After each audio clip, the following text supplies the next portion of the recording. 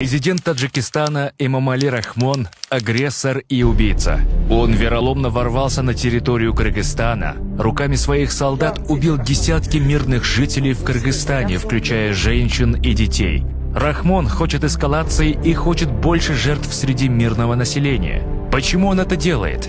Он хочет сохранить у себя власть через войну против соседей кыргызов. Рахмон – диктатор, агрессор и убийца.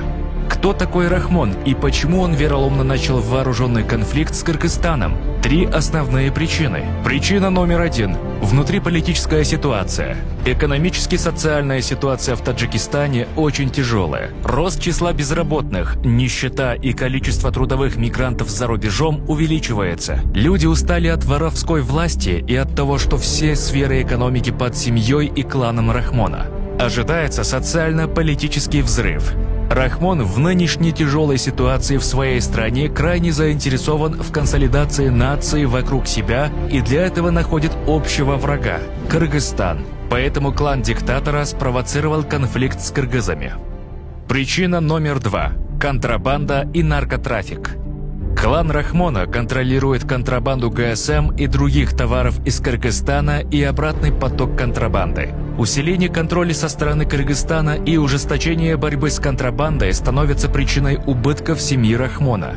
Поэтому такой конфликт нужен для клана Рахмона, чтобы дальше лично обогащаться и сохранить незаконно нажитое богатство. Южный Кыргызстан является для клана Рахмона одним из основных коридоров переправки наркотиков за границу.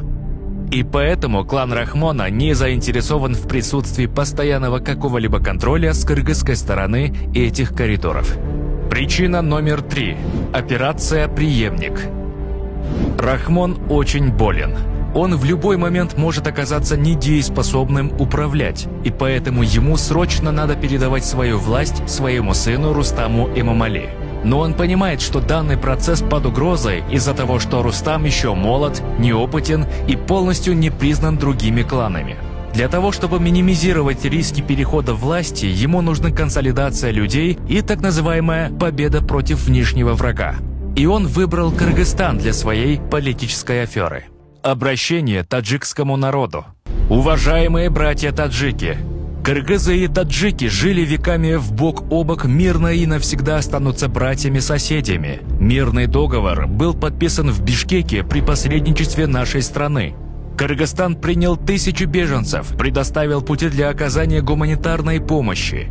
Мы знаем, что диктатор Рахмон уничтожает любые политические движения в вашей стране, привел страну к экономическому кризису, а его семья и клан живут припеваючи, захватив все, что возможно в стране. Он не патриот, а диктатор, который грабит свой народ.